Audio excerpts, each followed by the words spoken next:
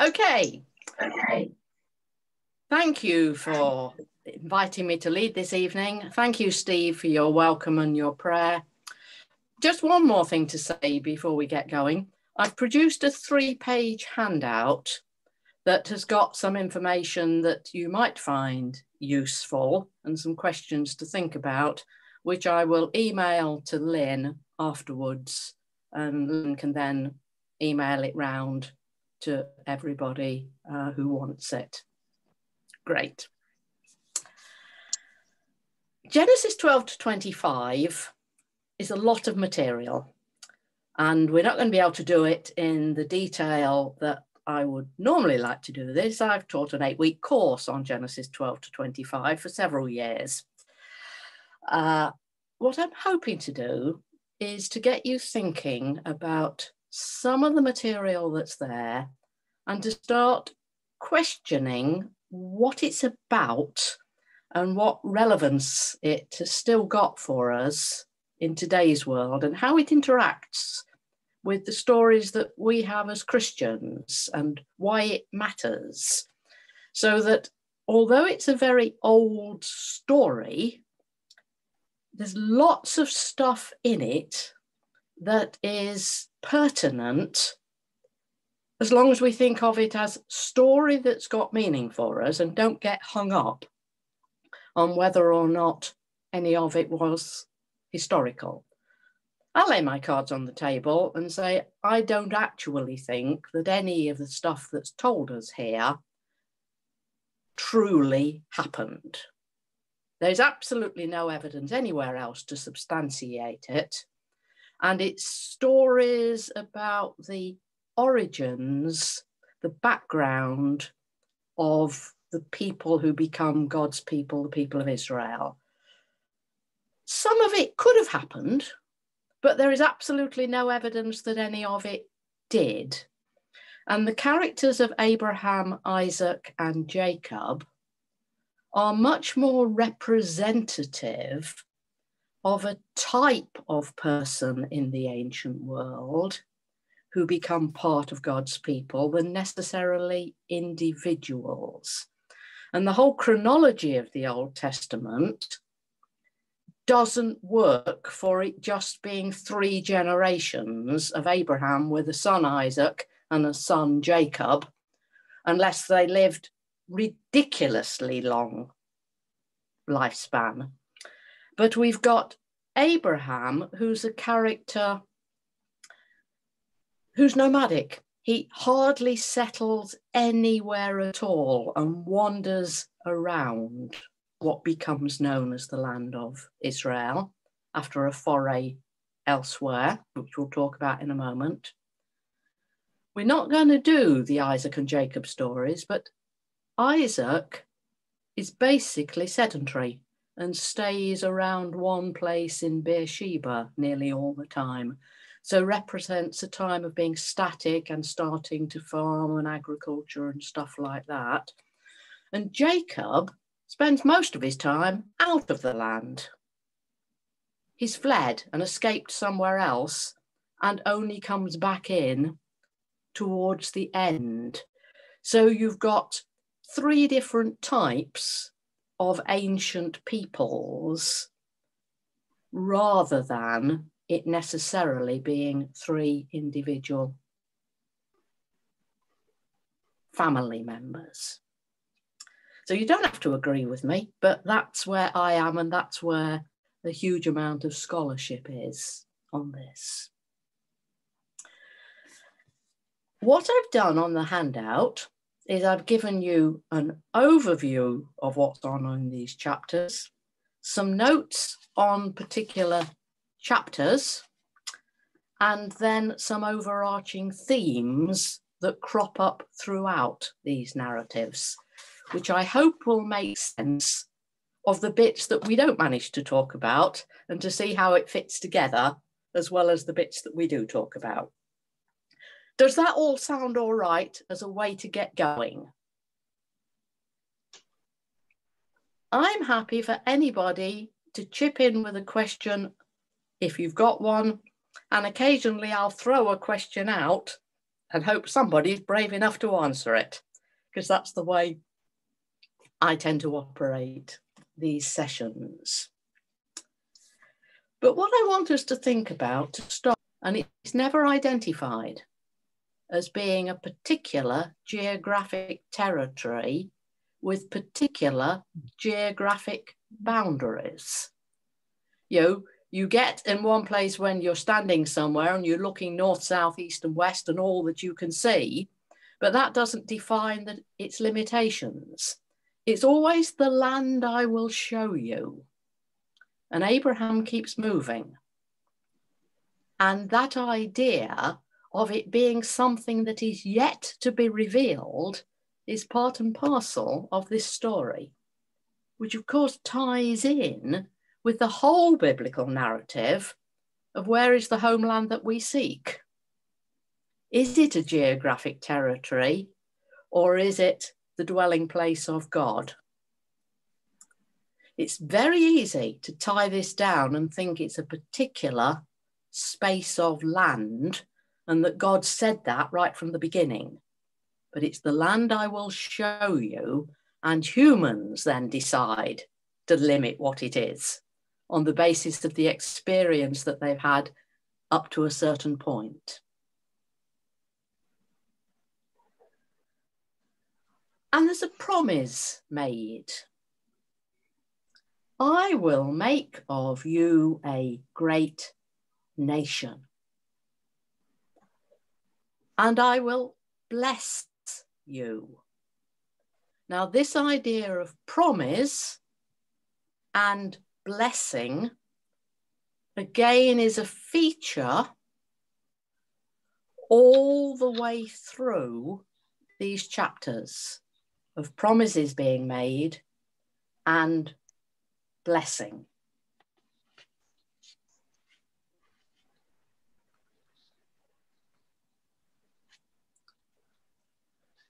Martin's come in again within verse 7, it talking, I will give you this land. But what is this land? It's this land where you are, but it doesn't limit it and define it as a territory.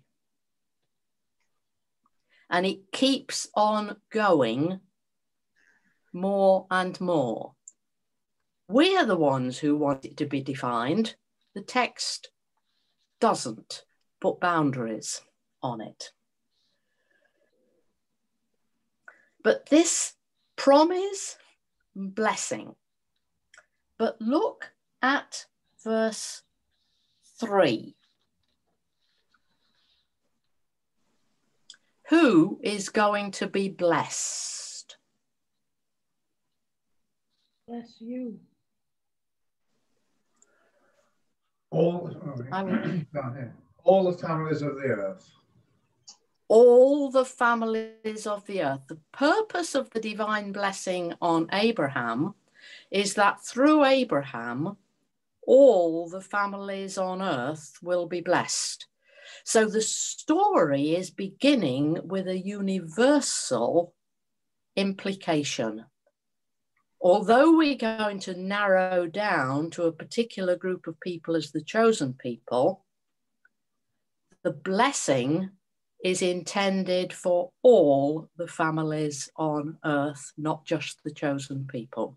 It's got universal implications. And in verse 4, we're told he went. And he's not asked any questions. He's not said, where am I going? He's not said, why? He's just gone in obedience, blind faith. He takes Sarah and he takes Lot. It's not clear from the text whether Abraham decided to take Lot or Lot decided to go with him. Because he says, Abraham went as the Lord had told him. and Lot went with him.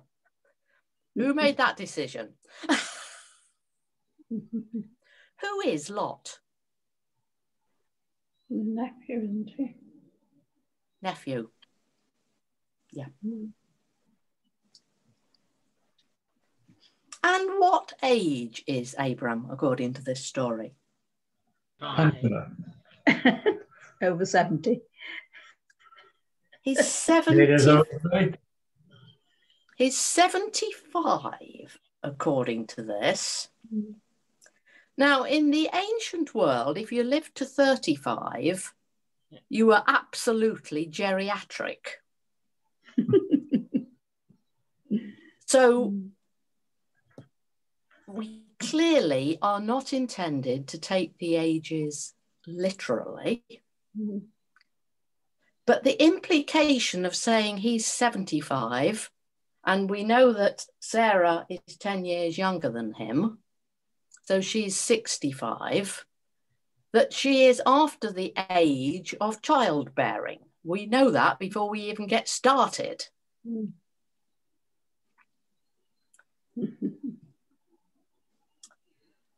So he goes, and he's got his wife, Sarah. She also gets renamed. Her name means princess. And off they go. And it says, and the persons whom they had acquired in Haran. Servants, presumably. So you leave your family behind, but you take your entourage.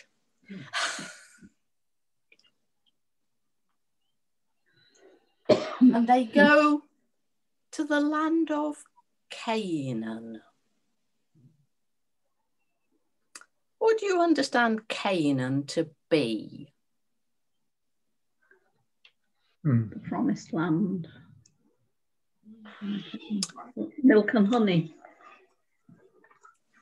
That's what we start to get it called in the Exodus narratives, when they're coming out from slavery and going into the land that is promised. That's theoretically 6 or 7 centuries later than now in these texts. Who would have been living in Canaan? Canaanites. Hey.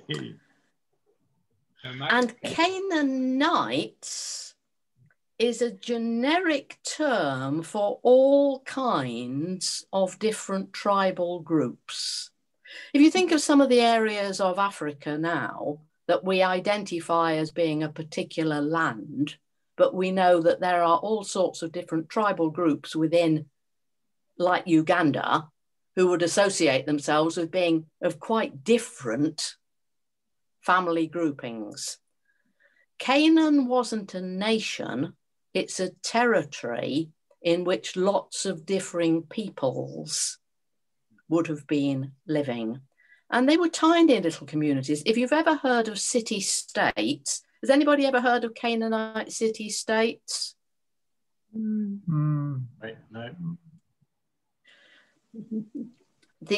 Well, if you did ever hear of a Canaanite city-state, think of something not much bigger than a large village nowadays that's got a little leader who's set himself up as a petty sort of potentate over that community. We've got very small populations and people don't live very long. And most children die in childbirth.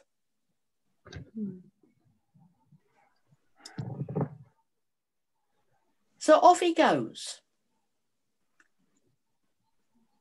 And he goes through this land. So he's coming south from Haran. Stephen? Steve?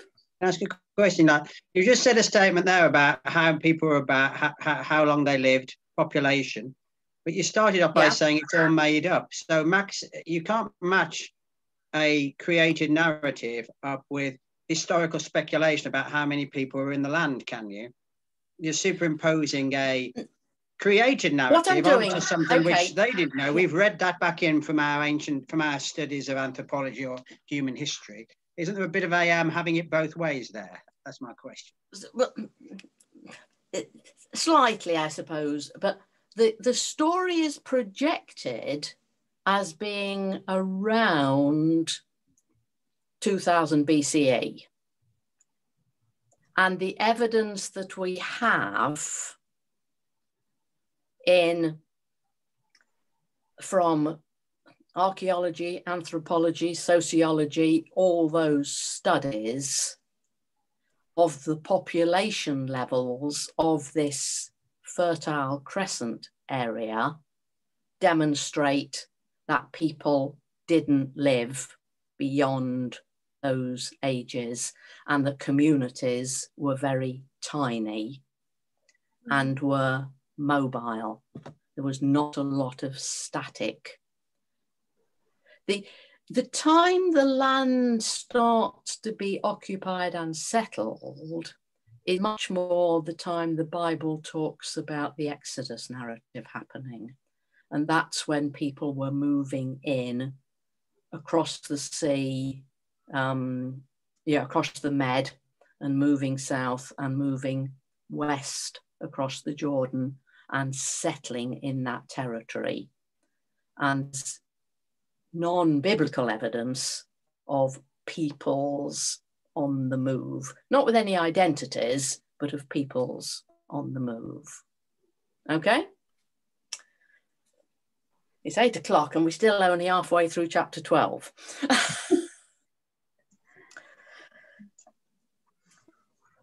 The story talks of him coming all the way down, and the Lord appears to him. I asked myself, how did he know which way to go? Because we've not got anything that says there was a sign in the sky or anything, but he's gone. The Lord appears, to your offspring I will give this land. What does that imply is going to happen? Going to settle there. There's going to be children.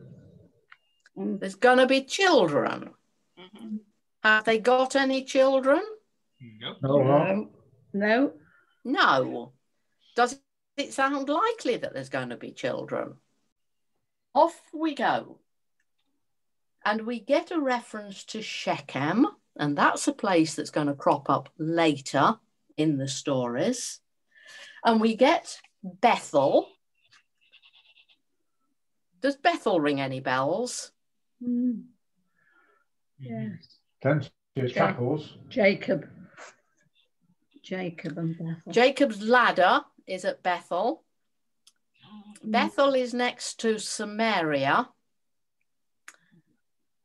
And Bethel was where the religious sanctuary was built in the northern kingdom of Israel. It means house of God. Mm-hmm. So when the southern kingdom had the temple in Jerusalem, the northern kingdom had its sanctuary at Bethel. So it becomes a religious centre in the monarchic period. And they move on the west of Ai.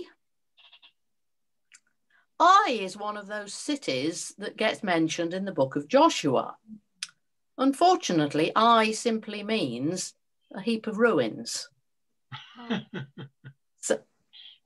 So to capture a heap of ruins actually doesn't take a great deal of effort.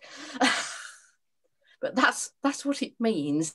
The implication would be that there'd been some people living there and they're no longer there. It's been, yeah. So we're not talking about a land that is empty, but we're not talking about a land that's got a structure and, loads of residents. This was and they go on. Sorry, because this was a time of nomadic people, presumably. So so settlements were not.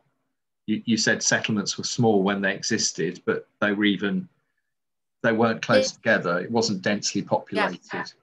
No, very short-lived. Very short-lived. Yeah, and they keep going towards the Negev. Now, the Negev is that desert area in the south of Judah going down towards Egypt. And then in verse 10, we're told what? Famine. There's a famine. So they've been brought to this place and there's a blooming famine. And Abraham goes where? Egypt. So he goes right the way through the area that we will eventually know as the Holy Land, all the way down to Egypt. Now, have a look at what happens in verse 11. Oh, yes. Yeah. And 12. Mm-hmm. Yeah. Yeah. What does Abraham think of the Egyptians? They're brutal. Yeah. Like Trump's view of the Mexicans. What does Abraham know about the Egyptians? Nothing. Nothing. Yes.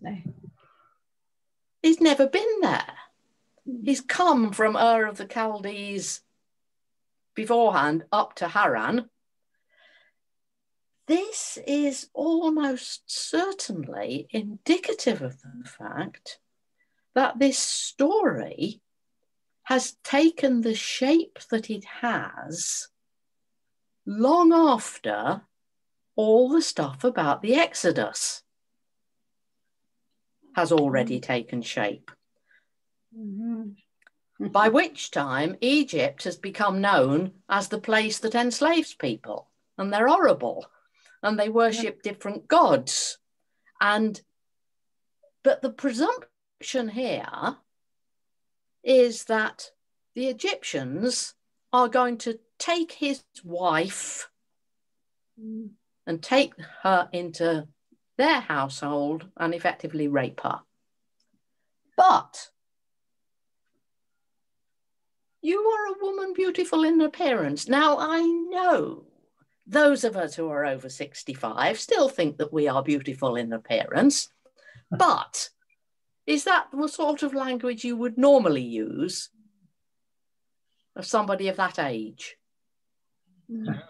Who's likely to be seized and wanted?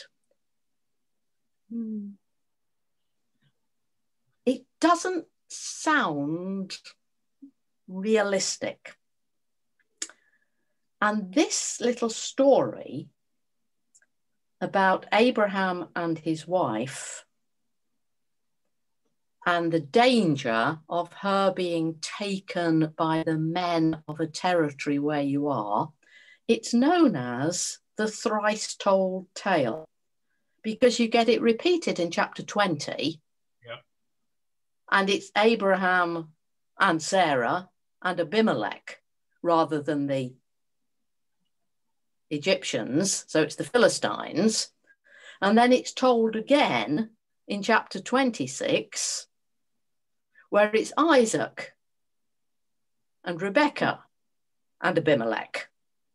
So you've got three versions of a story.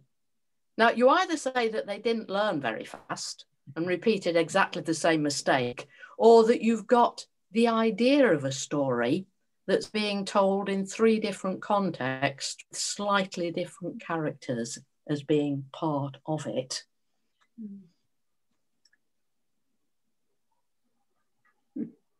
But what do you notice doesn't happen here?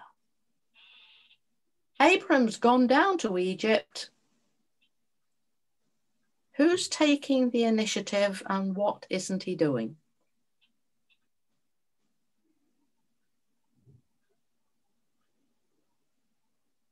He doesn't seem to be talking to God. Quite. It's Abraham deciding, I've got a problem here. What am I going to do about it? And he tells his wife to lie about who she is. And when you look at why he says doing that, it's because if they think that she is his wife, they'll kill him. So who's he concerned about, him or Sarah? Himself. Yeah. Himself. Yeah. Sarah can be taken by the Egyptians, fine.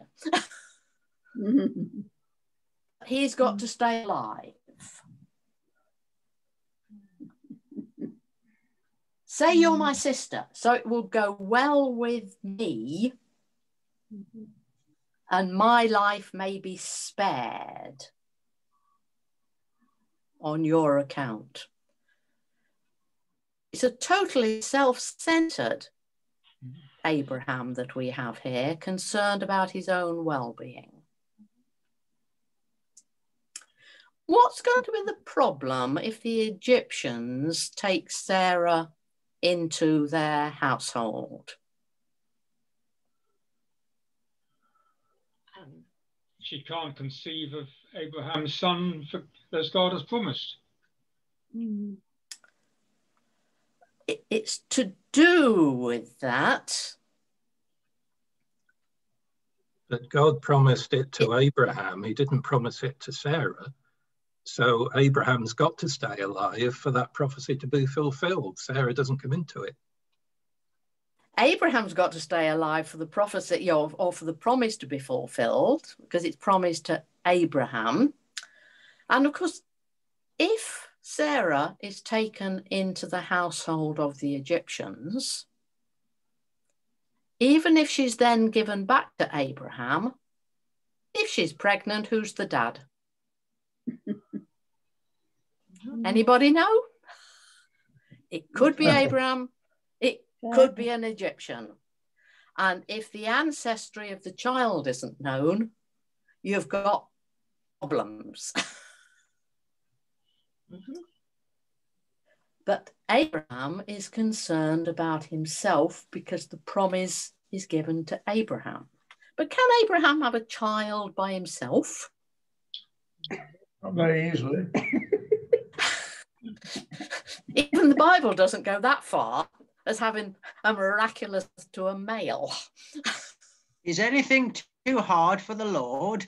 That comes up a bit later. Yes, it is. Many things. But when this happens,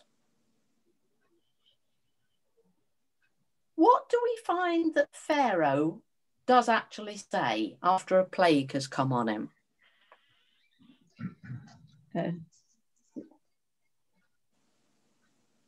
Well, he seems to instantly know that Abraham and Sarah have lied and that that's the cause of their ill fortune. The text doesn't explain. It implies that. It implies that. But what does it imply about Pharaoh's feelings about that? I missed that. That it's justified somehow. It's 19. He feels hard done by. Deceived. We sort of feels hard done by. But what's the implication? Why did you say she's my sister so that I took her for my wife? Yes, yeah. What's the implications of that? He's saying that if he'd have known she was his wife, he would never have done it. He wouldn't be so horrible and nasty. Why do you call me the bad guy all the while? It's not fair. That he's not. he's not responding in accordance with the way Abraham was expecting him to. The moment he knows that it is the wife, he gives her back to Abraham, doesn't kill Abraham, gives her back, and tells his men and sends them away. Mm-hmm. And the telling of his men is, don't you dare touch her either. You know, she's a married woman. Get these lot out of my sight. They've lied, they've tricked, they've behaved improperly here. We don't want them. But the Pharaoh hasn't done anything improper. And it's ambiguous as to whether or not there has been any sexual relationships. The text doesn't make it clear whether there was or whether there wasn't.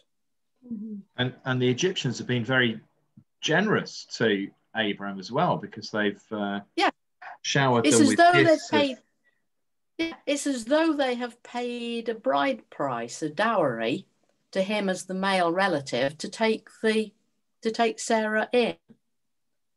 So the Egyptians have behaved perfectly properly, but Abraham has not consulted God. He's lied. He's got Sarah to lie.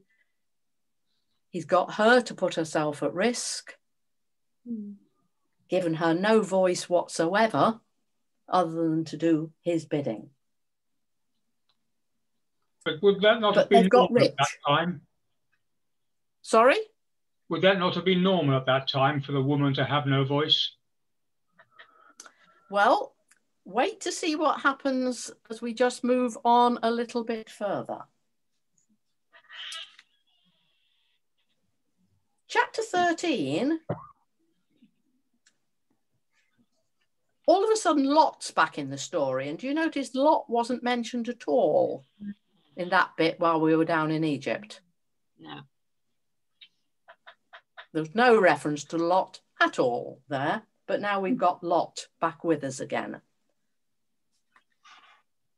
But this is all, I mean, this would have been oral history, wouldn't it? This would have been stories that were passed on down and actually recorded There's stories much that later. would have been passed down and stories that would have been reshaped and put together to serve different purposes. But now we've got Lot brought back in at this point. But I mean, it's, I think, in the nature of oral history that, you know, we tell an anecdote and, oh, by the way, this, and I'll just tell you about this bit. And, you know, it's not, it doesn't have to be a logical flow when it's an oral history. Yeah, but remember that what we've got, I mean, I would rather you didn't use the word history, because that's putting a meaning on it that may not apply here. The material that has come to us as religious texts. It's come from a community of faith as a religious text. So there's religious purpose in what has been collected together in writing and handed on to us. And that's what we're looking for, to discover the religious purposes in this material, what it is revealing. So now we've got Lot with them again. And they go up from Egypt. And where do they go? They go back into the Negev.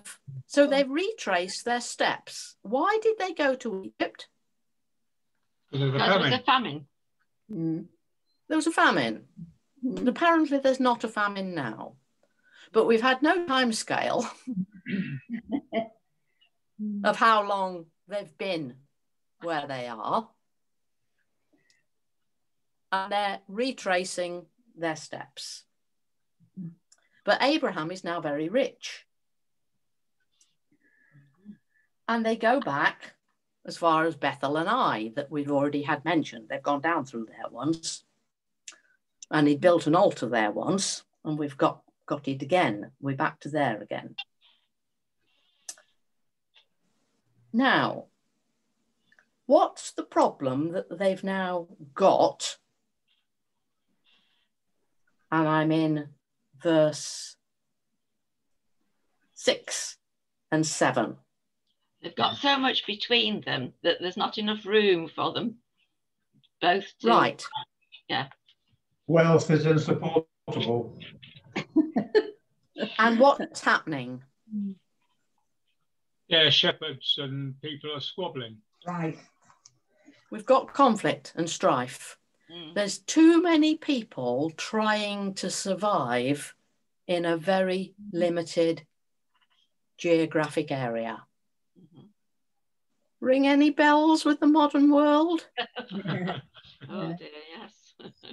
And how frequently it's this struggle for survival that causes conflict between groups, neighbouring groups, particularly in agricultural societies. And particularly if you need water for your animals. Now, what do we see Abraham doing here?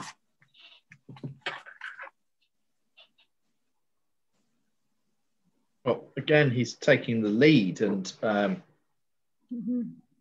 he lets you choose which way to go. So he takes an initiative, but he gives the choice to Lot. Is that what you would have expected? No. No. No. Uncle and nephew, you would have expected Abraham to be the one to say, I'll have this area. You go over there, somewhere else. Go find another place for you. But we get Abraham offering Lot the choice of which territory he wants, and saying that he will take the rest. And what does Lot do? Chooses the choicest pastures for himself. Chooses the best bit. He chooses what looks to be the best bit, the most fertile, where there's the water and such. And it's the territory, and we get told before had destroyed Sodom and Gomorrah. It's the territory that includes Sodom and Gomorrah. Now, you wouldn't say before, that reference to this was before the Lord destroyed Sodom and Gomorrah implies that the people reading this already know the story of Sodom and Gomorrah. Otherwise, why would you ever mention it? So you've got narratives that have been in different sequences and are brought together at different times. Yeah. But Lot takes the land that looks the best. Does it turn out to be the best? Everybody else is living there already. Because it's good. And there's problems arise there with the communities when he goes there. Following what our eyes tell us looks the most attractive without thinking more deeply about what's going on there, and are there other dimensions to this place beyond the superficial, is perhaps what this narrative is suggesting to us. Don't just make hasty decisions on the basis of one thing. So Lot goes off in one direction and Abram goes off in the other. And we're told that the people of Sodom were wicked, which was where Lot had gone. Just put in again there. At this point, yeah. I know going back a bit that he'd lied and then at this bit, we're told that these people are wicked. There isn't actually any, up to now, has there been any exploration of what good and evil is, other than in the Garden of Eden, you know, knowing the difference? There's been no commandments yet about you shall not bear false witness or anything. Is it perfectly natural to be wicked or lying? You know, how do you decide who's wicked or not? They're very, very good questions, but some of these things are intrinsic to what it is to be human. You know, if it's all a matter of there being laws and punishment, it's not all a matter of there being laws and punishment, because laws and punishment don't actually make much difference to morality. The basic human nature, we know when we've done something wrong without there being a law to tell us that we've done some. We may not know some of the nuanced stuff of when laws are put in place, but issues of kindness and, you know, killing people, stealing from people, that's not just religious law, that's international common law that stops there being anarchy all over the place. It's the only way you get civilization. So some of things are innate to being civil human beings. No, the way you get behaviour is Leviathan. That's very contemporary theology, remember, or philosophy. Divine right of kings and all that, you have to impose order. If you give people freedom of choice, it's just chaos. But that's a different area. That's debatable. That's debatable. But the interesting thing to note, and I don't want to go into it now because we're already well off through our time. The word that is translated as wicked, it can be evil, it can be wicked, it can be calamitous, it can be, it's used in the book of Jonah to be angry. It's got a huge range of meanings, but it is where there is something that upsets the equilibrium. That is a negative way of behaving that destabilizes relationships. Any of those things can be called wicked.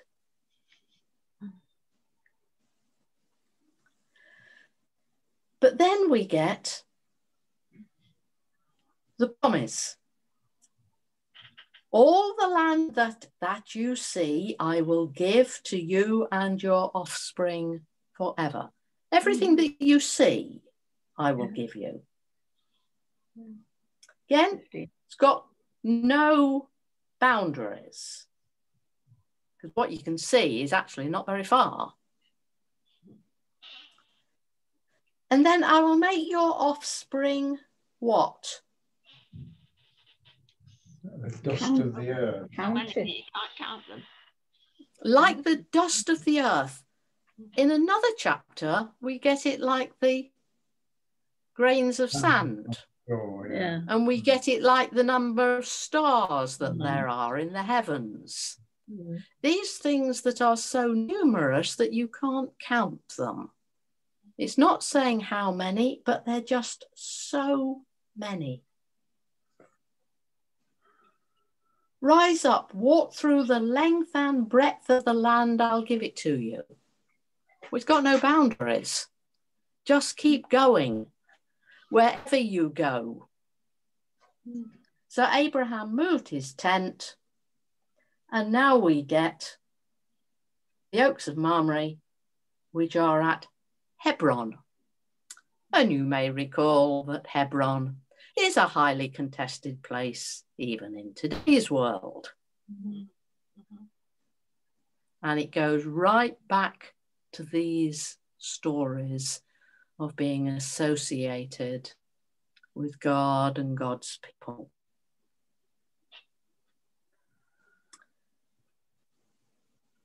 chapter 14, all of a sudden, talks about umpteen different kings, and this is the chapter in which we get Melchizedek, which means a king of righteousness, who's the king of Salem, which means peace. And is Salem what will ultimately become Jerusalem? Who knows?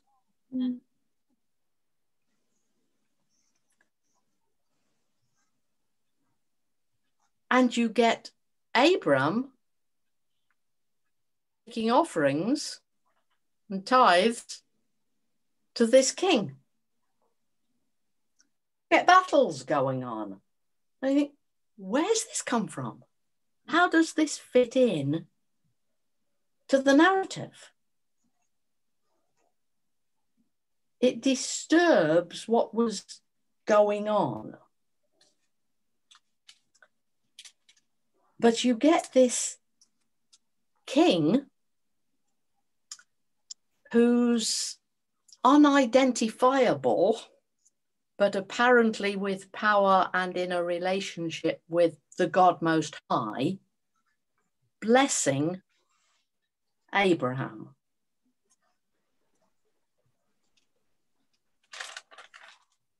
I don't want to say any more on that chapter because we could go on forever on that one. Now, in chapter 15, the problem is raised by Abram with God because he's not got a child. We had all these promises, but we've not got a child. So what's Abraham's suggestion?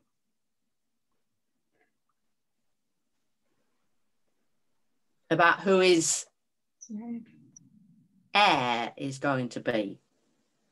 A slave born in his house. A slave. Slave. And what does God say back? It'll be one of your own issue. So it's a promise that there will be a child. And then we get the stars instead of the dust. That is the number. And we're told that Abraham believed the Lord. Wow, that's an act of faith. He's been married goodness knows how long and there's no child.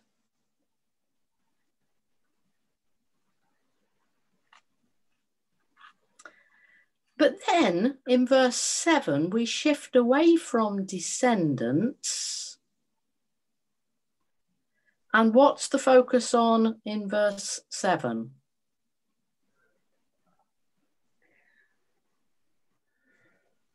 To possess land rather than land. Children. Yeah. So it's the idea of having a homeland is something that is important. And so then we get this strange sacrificial ritual that takes place with different animals, and they're cut in half and laid on the ground. And as the sun goes down, a deep sleep falls on Abraham and darkness. And you get a statement from the Lord, your offspring shall be aliens in a land that's not theirs and shall be slaves there and shall be oppressed for 400 years. What's that talking about? Egypt. Yeah. All of a sudden, we've got a little bit of narrative that is prefiguring that they're going to go into Egypt. And I'll bring judgment on the nation that they serve there, and afterwards they'll come out with great possessions. you'll go to your ancestors in peace and be buried in a good old age. And they'll come back here in the 4th generation. Yeah, Abraham's not going to die in battle, he's going to die in old age. Scholars believe that that is a very late insert into this narrative.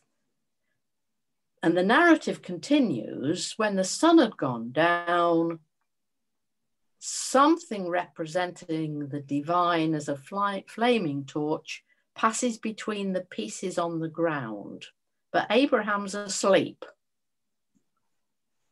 We know.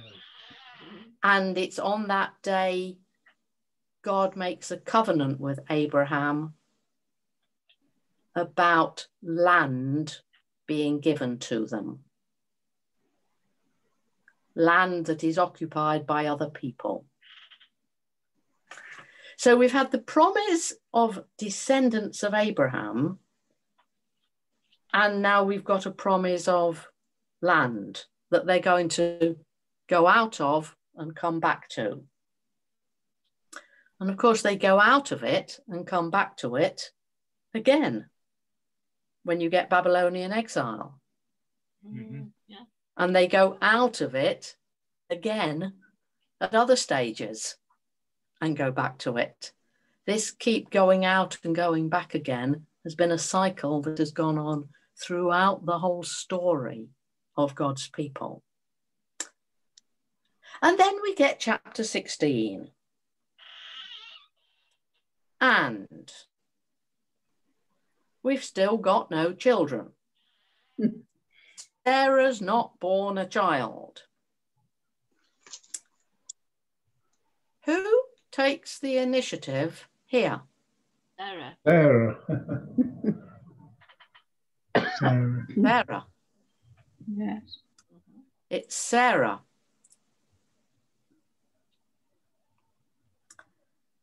She's got this slave girl, Hagar, who presumably was part of the dowry that she was given, the wealth that they acquired in that story of being down in Egypt. Otherwise, where do you get an Egyptian from? Mm. Mm. And what does Sarah say is the reason that she's not got children? The Lord has stopped her having children. Yes, because the ancient understanding was that the man plants a seed in the woman by having sex, and automatically that will be a child if the Lord has blessed that relationship. And if the Lord's not blessed that relationship, there won't be a child. So the woman is simply a vessel in that ancient understanding. And so it must be that the Lord has prevented her from having children.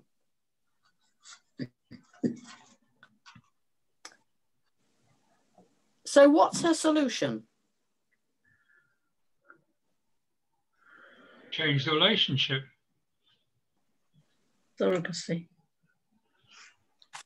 We'd call it surrogacy, wouldn't we? Mm-hmm. Have a child through someone else. Actually, she recommends polygamy because he doesn't take it as a servant. She says Abraham takes her as his wife, another wife. Now, it's not unusual for there to be polygamy in the Bible. There are lots of instances of men having lots of wives at the same time. Sorry, Janet. And presumably Yeah. in that ancient understanding that you were just outlining, you'd know that the relationship with Hagar was blessed because she became pregnant. So it must be God's will. That must be okay. That's how it would come out. Yes, that would be their thinking. When she becomes, and you'd know who the father was because the man can have lots of women, You always know who the mother is, because the mother gives birth. And if the man is the only man who deals with lots of women, you know who the father is. You can't have it the other way round, of a woman with lots of men, because the identity of the father is not known. And if lots of women and children are going to die in childbirth, so that the family, the community doesn't die out, you need to keep producing lots of children. Otherwise, there aren't going to be enough get to maturity to continue the line. So it's not unusual in ancient primitive societies for polygamy to be the order of the day. But it's Sarah who says, take Hagar. And notice they've been there 10 years in the land of Canaan. So we're now at least 85 and 75, according to the narrative.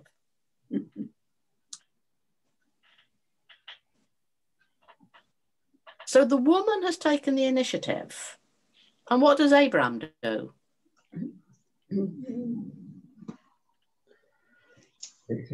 What his wife tells him, like any sensible husband. So here we've got an example of the woman is actually taking initiative and doing something. It's a very different Sarah to the Sarah we had in chapter 12, who didn't say a dicky bird. And now all of a sudden, she's trying to work out, how can we have a child? I can't produce one for some reason. Try with Hagar. But what happens when Hagar gets pregnant? Yeah. Woman jealousy. Yeah. The women fall out.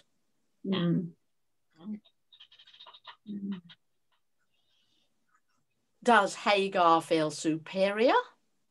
Yeah. I can manage it, you couldn't. Yeah. Does Sarah feel, I wish I hadn't done that? Probably. Because where's my future now? And if any of you saw The Handmaid's Tale, you will realise that it is based on this behaviour. As though this is a norm, an accepted way.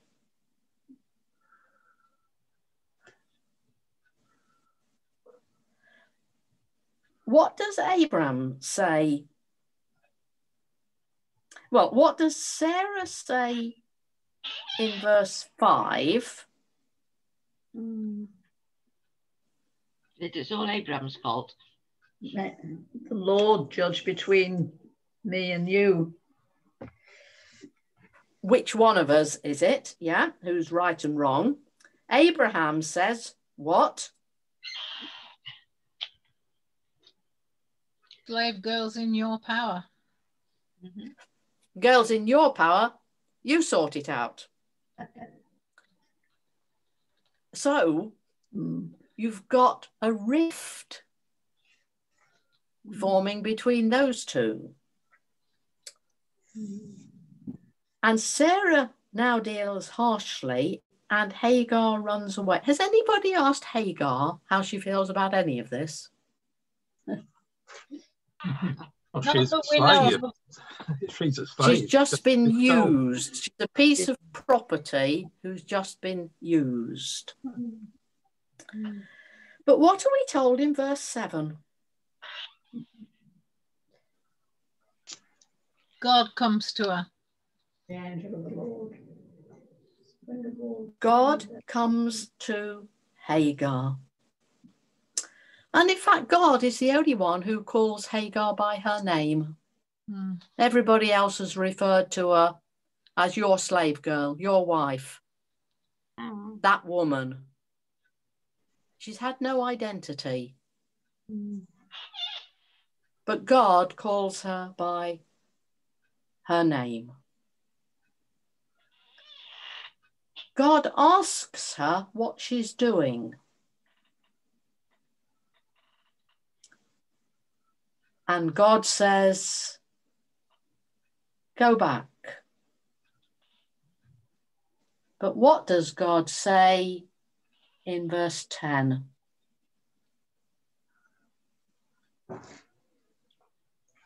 It echoes the promise to Abraham. You'll have so many descendants that no one will be able to count them. That's right. So at this point, it looks as though the promise is going to be fulfilled through Hagar's child.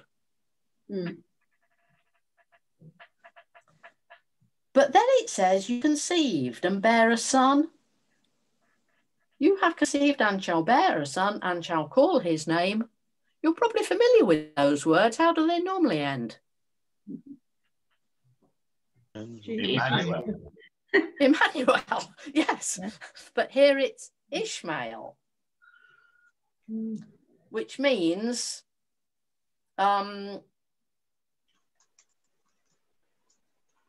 Shema is to hear. God has heard. For the Lord has given heed to your affliction. And the description of him being a wild ass, his hand against everyone, everyone's hand against him, and he'll live at odds with all his kin, certainly doesn't sound as though he's going to have a peaceful future, does it? There's going to be conflict and rivalry. But what does Hagar do in verse 13? Gives God a name. Yeah. God named Hagar. Hagar gives God a name. Something about having seen God. It's a complicated bit of text, very difficult Hebrew. That she's seen God and stayed alive. She's had some experience of God. And the thinking was that if you ever saw God, you'd die. Of course, it hasn't said God appeared to her. It was a representative of God, a messenger of God, an angel. But that close relationship between Hagar, an Egyptian slave woman abused by Abram and Sarah, the relationship with God is an entirely positive one. And it happens at a well. And she goes back, so she obeys God. And Hagar bears a son to Abram. And Abram names his son Ishmael. what? Ishmael. So he's doing what the woman tells him. Yeah. And we're told he's 86. Yeah. Which makes sense because he was 85 when they set about this escapade. Yeah. Then look what happens in chapter 17. 99. He's 99. So we've suddenly jumped another 13 years. So Ishmael, theoretically now, is in manhood at 13. Right, yes. And the Lord appears to Abram and says, I will make a covenant and I will make you exceedingly numerous.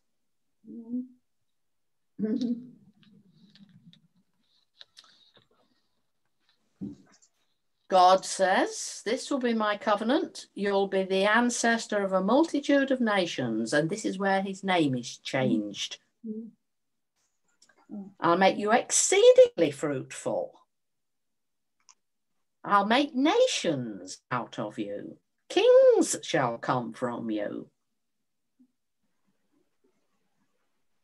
And this is ongoing loads and loads and loads of generations.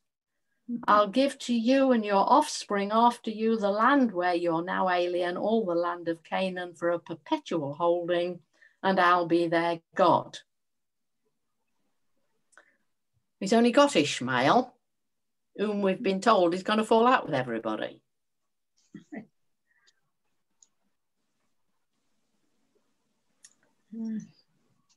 And this is where we get circumcision.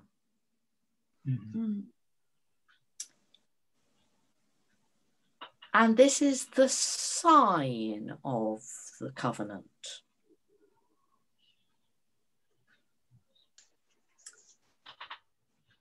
Now, who gets circumcised? All males. Males. It is quite clear it is not female. Female circumcision is not part of biblical tradition at all. No. It's males.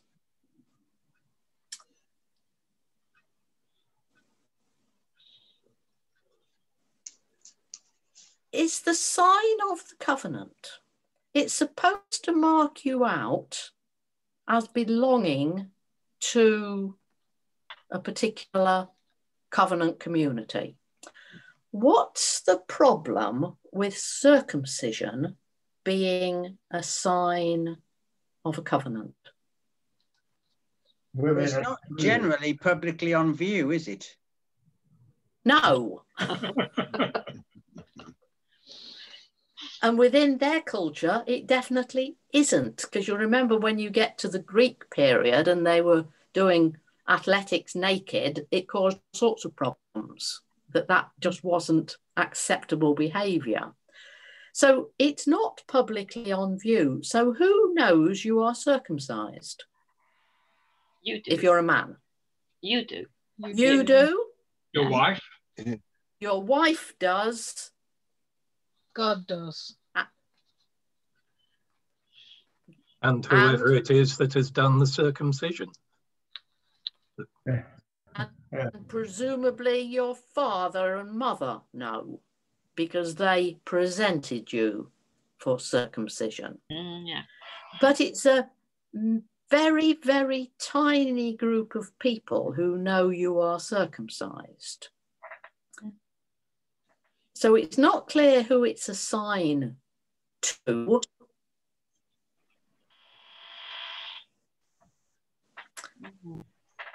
And of course, everybody in the Middle East, in that area, except the Philistines, who came from the islands across the Mediterranean, rather than being part of that land, circumcised. So it doesn't mark out Jews as different from anybody else in that whole area of Arabia and the Holy Land and the Middle East. Because as we know, Muslims circumcise. So all those peoples who are part of that area are all circumcised. So it's a very strange ritual to go through as a sign of a covenant when it doesn't separate you from other people who also do it. And who does get circumcised in this story? Abraham. Abraham. Ishmael. Ishmael. And all his slaves and people who aren't his children. Yeah. And you know, it says in verse 25, and his son Ishmael was 13 years old when he was circumcised in the flesh of his foreskin. So if this is a sign of the covenant, is Ishmael part of the covenant? Yes. Cool. Yes, so. Yes. And Ishmael goes on to be the ancestor of all those who identify as Muslims. So are Muslims part of the covenant? Yeah. Of course. So on this basis, yes, they are. It raises enormous questions for us about our tendency to divide people into God's people and not God's people, and who are and who aren't. You know, and we have to be very careful about picking things out of the Bible that say God's only with this small group of people. Actually, God's purposes are universal. But at this stage, Ishmael is circumcised. Everything seems to be going rosily. We've got him. He's circumcised. There's going to be descendants. And we're going to rename Sarah now. And what does it say about Sarah in verse 16? Sarah. Is this chapter 18? 16. 15. Chapter 17, verse 16. Bless her and give her a son by you. Oh, right. 89. Well into her 80s, nearly 90. I'll bless her, and she shall give rise to nations, and kings of people shall come from her. Exactly the same words that we used about who was going to come from Abraham. And Abraham says, don't be daft, God. How can this happen? A man who's 100 and Sarah who's 90 bear a child. And Abram says, can't it be Ishmael? And God says, no. Sarah will bear a son, and you'll name him Isaac. Isaac means he laughs. Oh, yeah. Now, Abraham had laughed because it was a ridiculous suggestion. Sarah will laugh eventually as well. And the child is named to be Isaac. I will establish my covenant with him and an everlasting covenant for his offspring. And we're now told about Ishmael. He's going to be blessed. He's going to be fruitful, exceedingly numerous. He'll be the father of 12 princes. How many tribes of Israel are there? 12. Quite. But my covenant I will establish with Isaac, whom Sarah will bear. Why does God keep remaking the covenant? If he's made it, surely that covenant is everlasting and doesn't need to be remade. Can't it develop? It doesn't have to be forever. A covenant is just a treaty. It's an agreement. There are times when God actually says, and this will be forever, but not all the time. But sometimes the covenant is about promise of descendants. Sometimes it's about land. Sometimes it's about relationships. And it's a development of the covenant. I mean, the covenant that is picked up in the New Testament as the new covenant is the Mosaic covenant, which is the covenant made at Sinai, which is a different one again, which is the one that's got the commandments. So the whole concept of covenant keeps evolving and being filled out. The ones he makes in these chapters seem to be virtually the same each time.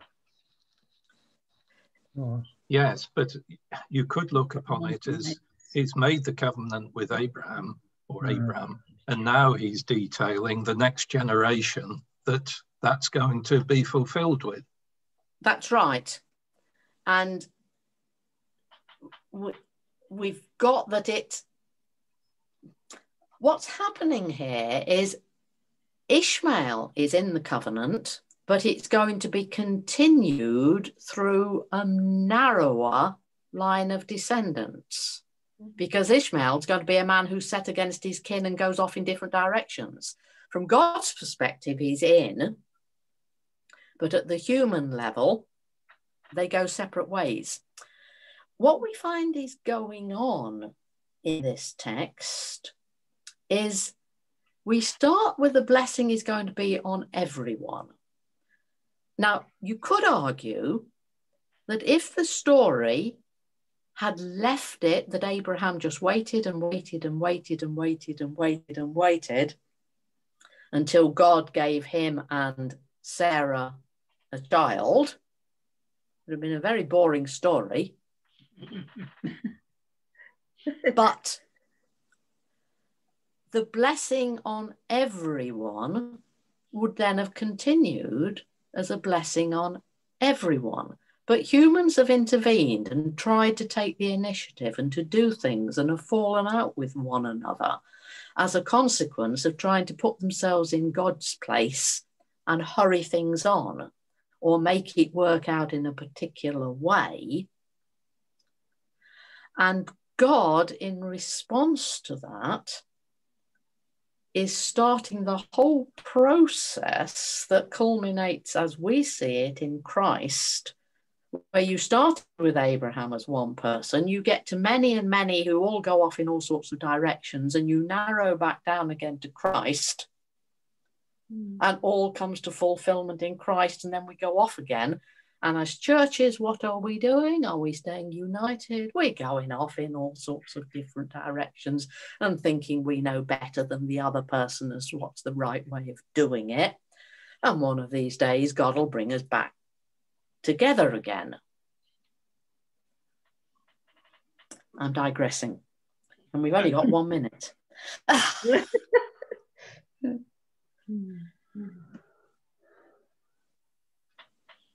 Chapter 18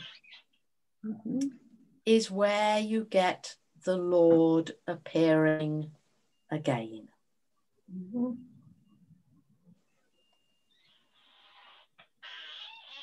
And it's this visit of 3 figures who are representative of God. And you've got Abraham being hospitable, and you've got Sarah in a tent. And again, the story is amazing. You know, to actually go and get a calf and prepare it and turn it into a meal and bake all sorts of things, you don't do it in half an hour. But apparently they're standing there waiting for this meal to be provided, and it's presented as though it's all done in the click of the fingers. And the visitors say, "Where's Sarah?" And Abram says, "She's over there in the tent." And they say that one of them said, "I will return in due season and your wife Sarah will have a son." And we get the idea of Sarah listening inside. And she knows that she can't have children, so she laughs and says, "Don't be daft. Am I going to have this happiness of having a child?" And the Lord says to Abraham, "Why did Sarah laugh?" So the Lord's talking to Abraham, asking him what Sarah's doing when Sarah's in the tent and Abraham's not in the tent. You know, how's Abraham supposed to know what Sarah's doing when she's laughing to herself? The divine representatives are the intermediaries between these 2 distant characters. Is anything too wonderful for the Lord? At the set time, I'll return and Sarah will have a son. And Sarah denies laughing. She's afraid. And the character says, yes, you did laugh. And they go off to Sodom.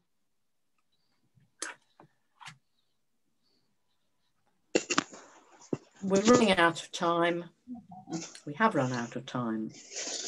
You get the story of Lot in Sodom in chapter 19.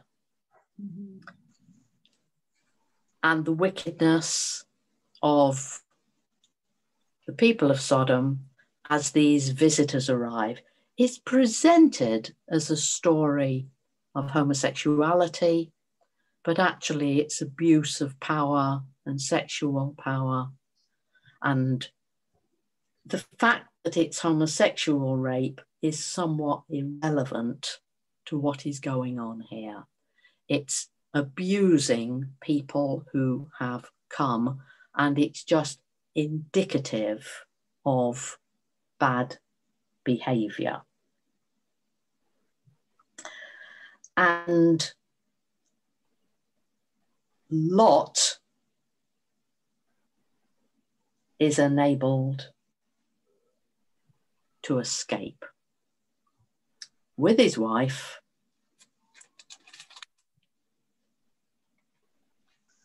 Abraham, you will remember in this chapter 18, had prayed about, do you destroy everyone, if there are some righteous there? It's part of this story. And Lot is able to escape with his wife and his daughters. Lot's wife turns back and is turned to a pillar of salt. That's an ancient etiological story. There are a lot of pillars of salt around the Dead Sea, and that's where we are. It's a story to explain where some of these pillars of salt come from.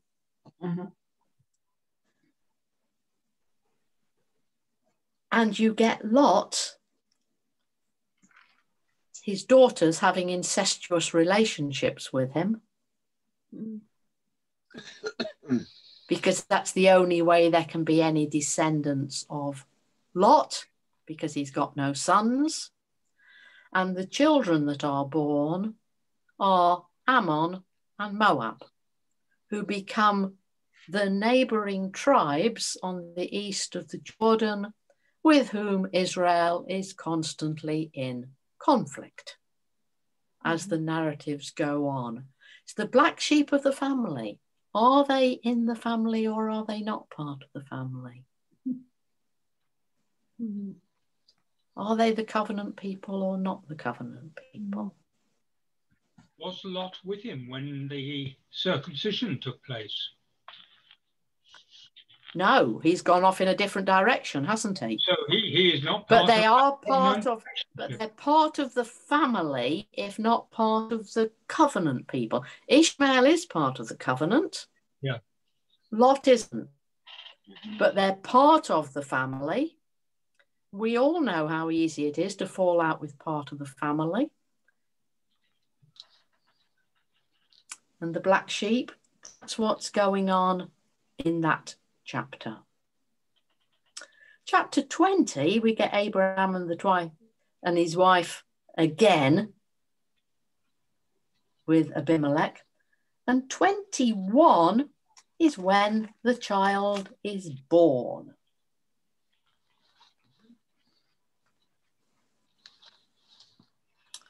Sarah conceives, bears a son. Abraham names him Isaac, and he's circumcised. And there's reference, God has brought laughter. She's blessed. I've borne a child in old age. Now, Ishmael must be at least 14 now, if not 15. Yeah? Yeah, Mhm. yeah. Yeah. Isaac grows and is weaned. You're not weaned till you're 3 or 4.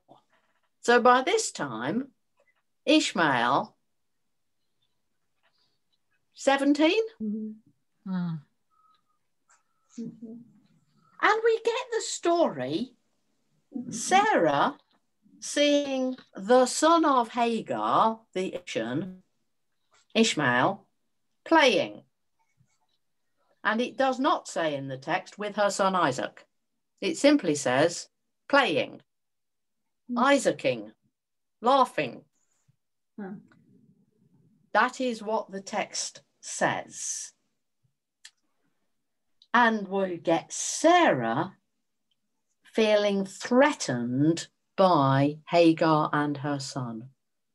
He's the firstborn. What's going to happen to my son Isaac? There's all these promises of God, but that Ishmael over there is the firstborn, and everybody's going to think that he's going to be the heir. So she says to Abraham, cast this woman out. She'll not inherit. Abraham's upset. God says to Abraham, don't be distressed. Do what Sarah says. For it's through Isaac your offspring will be named. But as for the son of the slave woman, I'll make a nation. This is a repeat of what we had in chapter 16. Yeah. Of the blessings on Hagar and Ishmael. But it's as though it's happening 18 odd years later, because that was before Ishmael was even born, that all that was being said. Abraham gets bread, skin of water, gives it to Hagar, puts it on her shoulder. And the text says he gave her bread and skin of water, gave it to Hagar, putting it on her shoulder along with the child, and sent them away. And when the water's gone, she puts the child under one of the bushes. Yeah. Now that doesn't work with a blooming 18-year-old lad. It's almost as though we're back to this being a baby. Yeah. Don't let me look on the death of my child. And she lifts up her voice and cries, and God hears the voice. And God calls to Hagar, what's troubling? God comes and asks her what's going on, and again says, don't be afraid. God's heard. Lift him up. I'll make a great nation of him. And she sees a well, and everything is okay. She gives him water, and he grows up, and he becomes all that was promised. But this chapter repeats all the themes we had in chapter 16.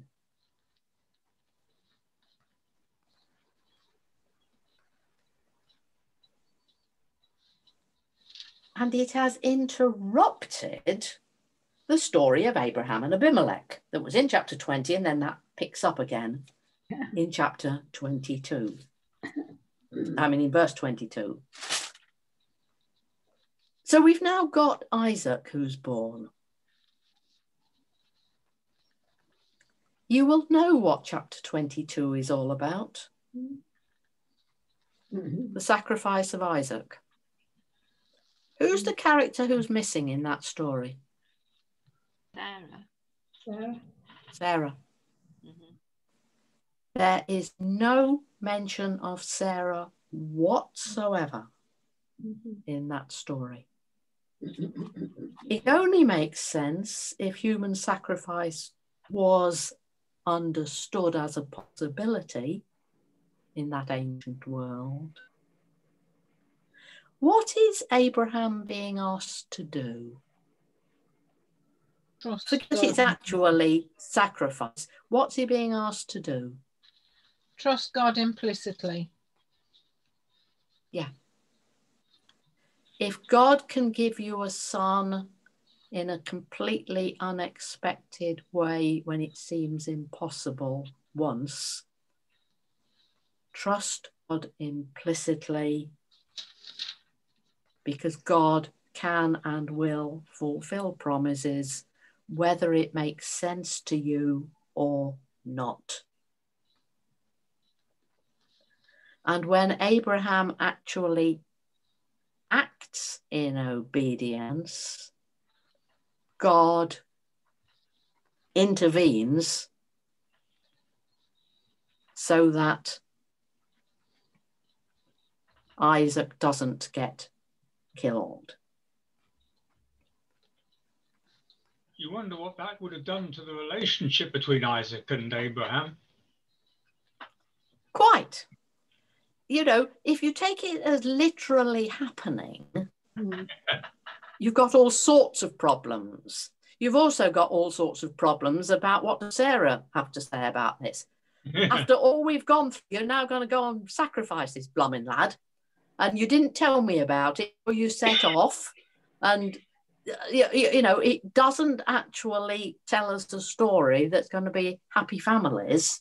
There's all sorts of frictions here if we stop and think about it. Janet, we're then told in 20... No. Yeah? I had wondered whether there was a kind of strong cultural presumption that you offer the first fruits of the everything, including your offspring, to God. And the remarkable thing was not so much that Abraham was preparing to offer Isaac as perhaps being a cultural norm, a first fruit offering. What was remarkable was that God could stop him.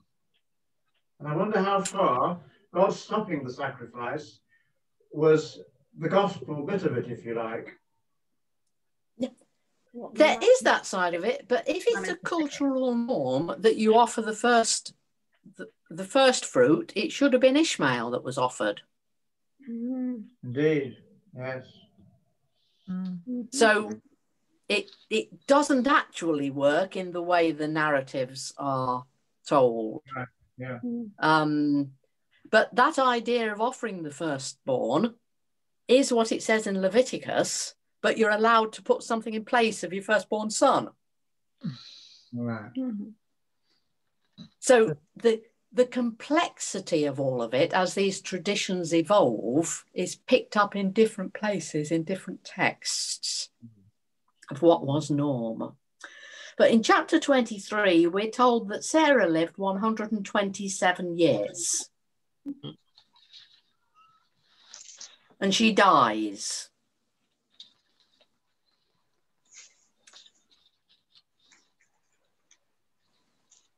And what does Abram do after that? Buys a plot of land and buries her in the cave there. That's right. And that's the only bit of land he ever owns. Yeah. And it's near Hebron. And that's why it is so fraught with political tensions to these days, because the text says that that was the bit of land by Hebron that was owned by Abram.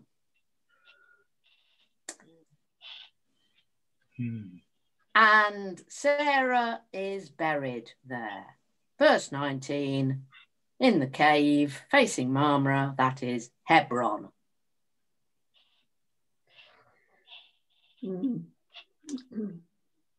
Abraham is old, well advanced, and the Lord had blessed him.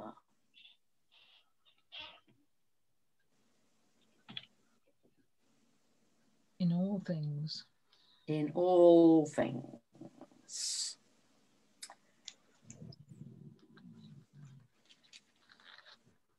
Chapter 24 is all about getting a wife for Isaac. Okay? Yeah. For who? And it's getting a wife for Isaac from his old family home. But what does he do in chapter 25? Gets married again. Oh, yeah. Oh. He has another wife. 1,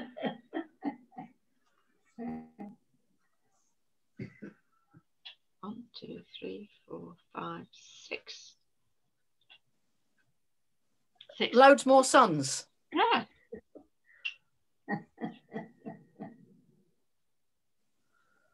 So all of a sudden, we have got significant numbers of people, and most people are completely unaware of this bit of the story of Abraham taking another wife and having more children. And tradition has it that Ishmael becomes the father of those who become the Muslim nations, going down through Egypt and that part of the world. And the sons of Keturah are the ones who occupy the Arabian Peninsula.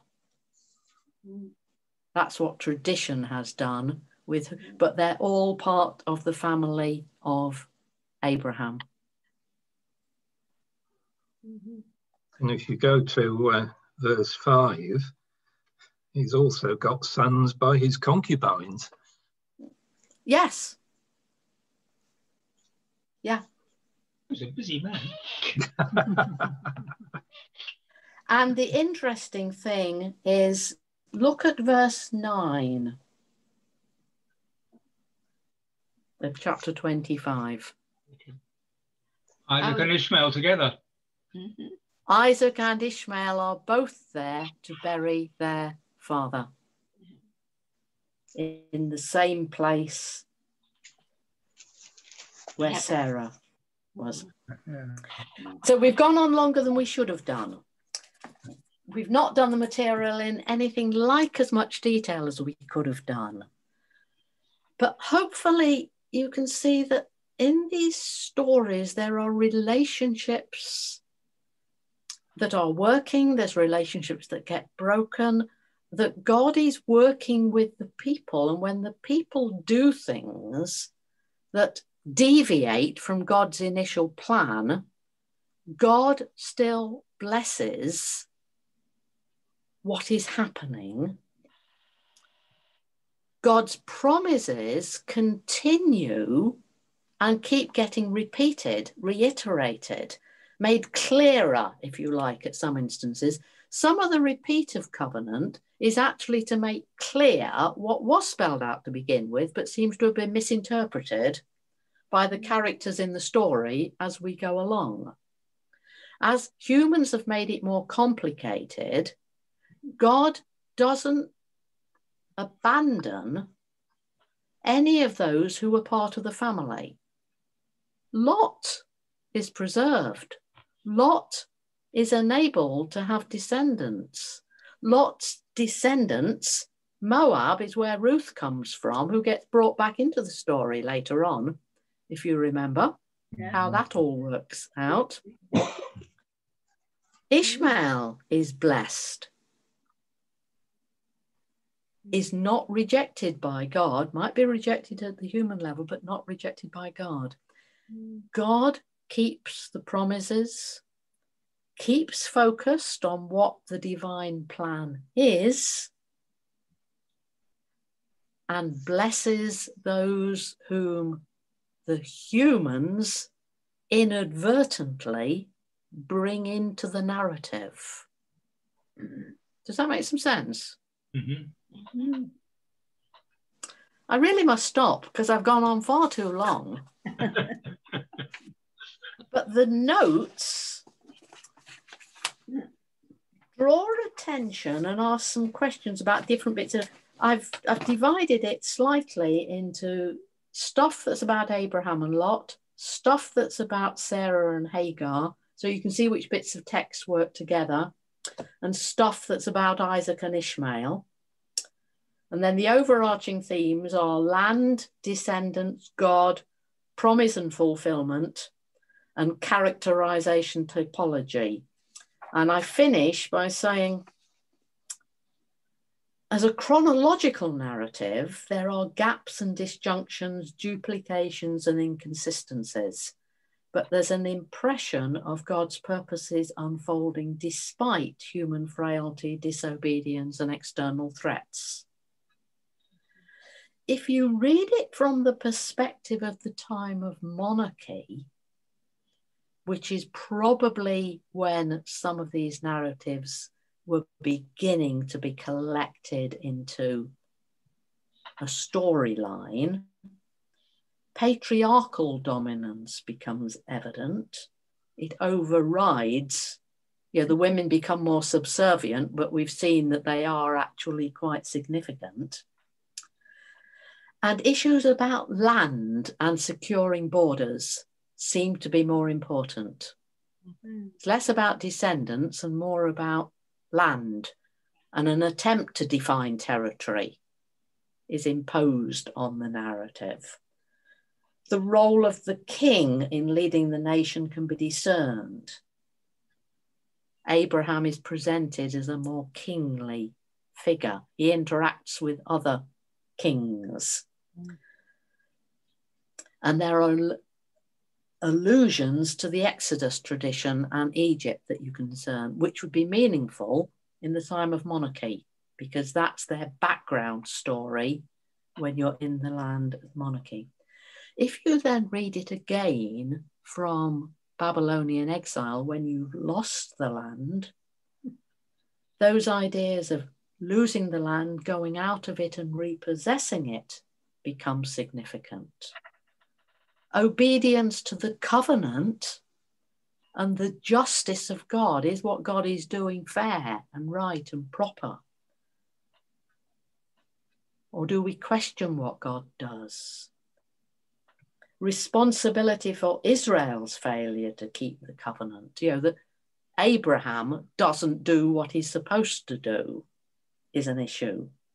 Who bears the blame when you've lost the land in exile? Israel, the foreigners, or the leaders of society? So you can see those themes cropping up as you go through it. I hope you found that worthwhile and interesting. Yeah. I really think I ought to stop, because I started at 8 o'clock this morning. Can I say, if anybody's got particular questions, I'm still happy to take them. I'd just like to say thank you, Janet, making time for us and sharing with us. It's been wonderful. Time has passed very quickly. It does go quickly, far too quickly. But thank you all for joining in and participating in the way you have. And it's lovely to see some faces who I know well, and to see some new faces that I don't know or didn't know. But hopefully I might be able to come back over there and see you all again at some future occasion. There's some thumbs going up, so that's all right, and that would be great if that can happen. But thanks so much. You've been great. I've enjoyed it. Thank you. Thank you. You can all give Janet a round of applause by pressing this button. Look, there you go. All the little hands there. We do appreciate it. We do appreciate it, don't we? We've got a lot to chew on there. Maybe at some point, even if when Janet's not here, we will need to revisit some of this early stuff. One thing I always get out of the reading of the Old Testament is, my gosh, the raw material God has to work with. And yet he finds a way again and again to bless, and that should give us hope that God always finds a way. But if we misbehave, people might end up getting blessed that we wished hadn't got blessed in the first place. But God wants to bless everybody. God will bless them through our mistakes. So that's really another interesting thing. We're too narrow with our blessings, and God's not. So I'm sure we could talk for another 3, 4, 5 hours. If we were young students, we probably would. But most of us need to have some hot chocolate. So again, thanks to Janet. I'll make my little confession now. I did record most of it, but something went wrong right at the beginning. So the first 4 minutes are probably not recorded. So I might have to record that myself and say, she said this, but actually it'll make enough sense. When people get the notes, it'll make enough sense. But I'll send the notes to you, Lynn. I'll do it now before I completely forget. Okay. Send that handout to you. And if anybody's got any questions, particularly from the handouts, I don't mind, Lynn, if you give them, if they want, they can have my email and come back to me with a question. I'm not precious about my email. So thank you. Yeah, well, thanks, Janet, and thanks everyone for their questions and their contributions. Yeah. And I will say good night to you hairy bunch of Ishmaelites. So that's what came to my mind, lowering the tone from Joseph and his Technicolor Dreamcoat. It's the Ishmaelites that carried him off, weren't they? So there you go. In one version of the story, it's the Edomites in the other. So yes, there's no biblical evidence that they were a hairy bunch, but you know, you get creative. But thanks for that. You brought these stories to life in so many ways for us tonight, and it's all a part of our story. It is indeed. God bless you all. I will stop the record button now.